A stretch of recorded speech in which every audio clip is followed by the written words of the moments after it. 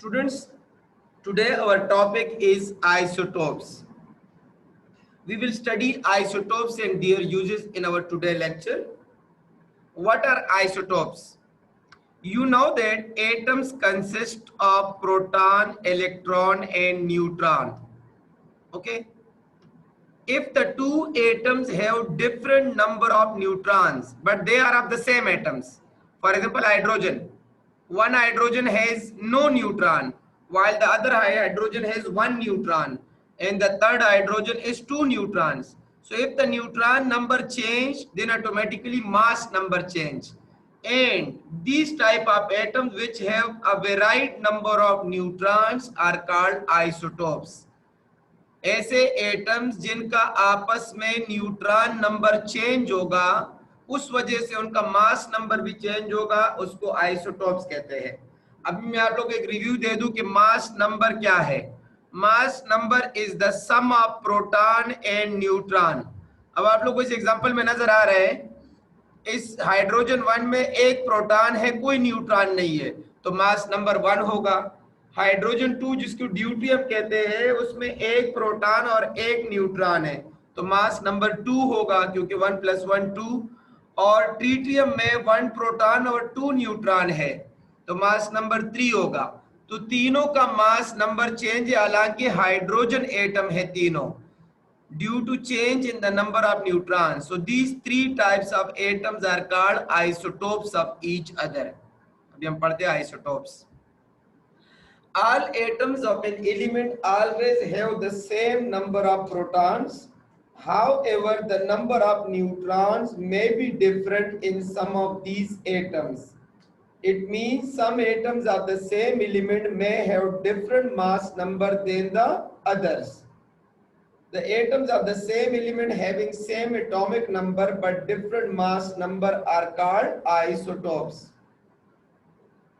कह रहे तमाम एलिमेंट के एटम्स में नंबर ऑफ प्रोटॉन सेम रहते हैं, लेकिन नंबर ऑफ न्यूट्रॉन्स चेंज हो सकते हैं। इस वजह से एटम्स का मास नंबर भी चेंज हो सकता है। इस तरह के एटम्स को आइसोटोप्स कहा जाता है। Hydrogen has 3 isotopes. An atom of hydrogen may have 0, 1 or 2 neutrons in its nucleus. Protium, deuterium and tritium are the 3 isotopes of hydrogen. और मैंने ये बात अभी एक्सप्लेन भी आप लोग को कर ली। Carbon has 3 isotopes. Carbon 12, carbon 13, carbon 14। अच्छा, सबका एटॉमिक नंबर 6 है। अगर एटॉमिक नंबर 6 है, इसका मतलब प्रोटॉन तो 6 है। अब अगर टोटल 12 है, इसका मतलब न्यूट्रॉन पहले वाले में 6 हो गए। अगर मास नंबर 13 है दूसरे वाले का, तो इसका मतलब इसमें न्यूट्रॉन 7 हो गए। और अगर मास नंबर 14 है और एटॉमिक नंबर 6 है, इसका मतलब इसमें 8 न्यूट्रॉन्स है। तो एक में 6, एक में 7, एक में 8, तो न्यूट्रॉन्स की तादाद चेंज होने की वजह से मास नंबर भी चेंज आ रहा है। Isotopes are of great importance in the field of medicine and agriculture.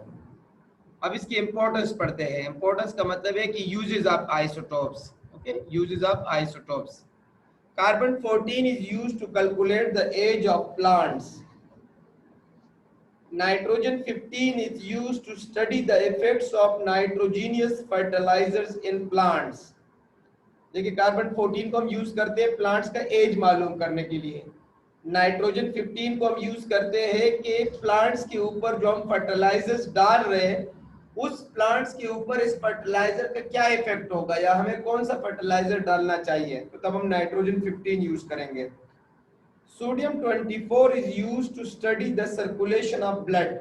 Blood की सर्कुलेशन के लिए सोडियम 24 यूज किया जाता है। Phosphorus 32 is used in the treatment of blood cancer and bone diseases. Phosphorus 32 को हम ब्लड कैंसर और bone diseases में यूज करते हैं। ब्लड कैंसर की ट्रीटमेंट करनी हो या बोन डिसीजेस हो, हड्डियों की बीमारी हो, तब भी फास्फोरस 32 यूज होगा।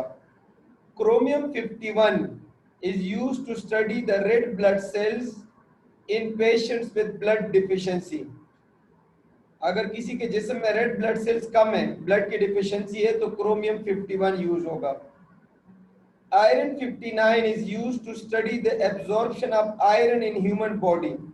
आयरन 59 को हम यूज करते हैं कि ह्यूमन बॉडी के अंदर आयरन के एब्जॉर्प्शन को स्टडी कर सके। कि आपका ह्यूमन बॉडी है वो कितना आयरन एब्जॉर्ब कर रहा है, कि क्या उसका मिकदार नॉर्मल है या उसका मिकदार जो है वो नॉर्मल है या ऐसी सिचुएशन में जिससे कोई बीमारी लायक हो सकती है। Cobalt 60 is used in cancer treatment. Cobalt 60 को हम यूज करते हैं कैंसर ट्रीटमेंट में, ठीक है। कोबाल्ट 60 को भी कैंसर ट्रीटमेंट में यूज करते हैं, फास्फोरस 32 को भी कैंसर ट्रीटमेंट में यूज करते हैं। Iodine 131 is used to treat a disease called goitre. एक डिसीज है, थायराइड ग्लैंड्स में होता है गले के साथ, उस डिसीज को कहते हैं गोइटर। उसको आप गूगल से देख लेना, आपको वो सोजन सी नजर आ जाएगी, गले के ऊपर होती है। तो उसके लिए हम आयोडीन 131 को यूज करते हैं।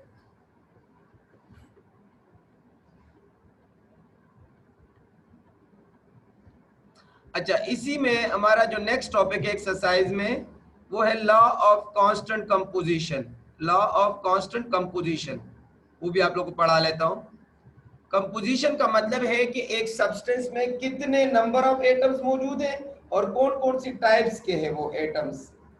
1700 में जोसेफ एक साइंटिस्ट था, उसने केमिकल कंपाउंड्स को स्टडी किया और उसने लॉ ऑफ कांस्टेंट कंपोजिशन दिया। स्टेटमेंट सुने, the composition of A compound is always the same regardless of how the compound was made or obtained। Composition compound की चेंज नहीं होगी, बेशक वो कंपाउंड तुम्हें कहीं से भी मिले। जैसे वाटर तुम्हें समंदर से मिले, मिनरल वाटर ले लो, गंदा पानी ले लो, सबका कंपोजिशन यही होगा कि 2 हाइड्रोजन होंगे और 1 ऑक्सीजन होगा।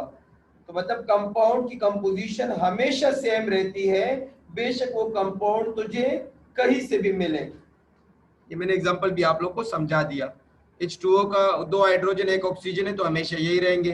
कार्बन डाइऑक्साइड, बेशक तुम एटमॉस्फेयर का कार्बन डाइऑक्साइड ले लो या लेबोरेटरी का कार्बन डाइऑक्साइड ले लो, हमेशा 1 कार्बन और 2 ऑक्सीजन ही होंगे।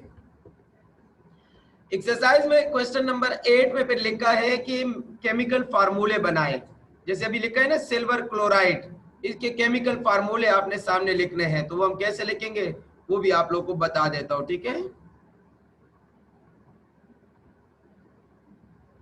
सिल्वर क्लोराइड, सिल्वर क्लोराइड का केमिकल फार्मूला है AgCl।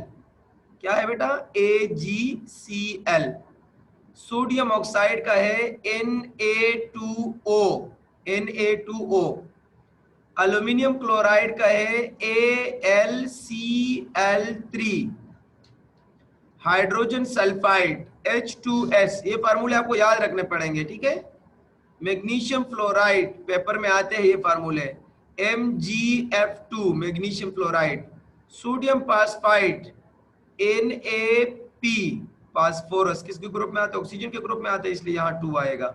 Na2P sodium phosphide. तो ये था आप लोग का एक्सरसाइज जो मैंने कंप्लीटली तौर पे करा दिया। नेक्स्ट लेक्चर में हम इंशाल्लाह साइंस के नेक्स्ट चैप्टर्स की भी वीडियो देखेंगे। अब यहाँ तक ही था और साइंस का लेक्चर इधर ही खत्म हो गया। Na3P सोडियम फास्फाइड का बाद में आप लोग अपने नेट से भी देख लीजिएगा, मुझे लग रहा है कि ये Na3P है, ठीक है।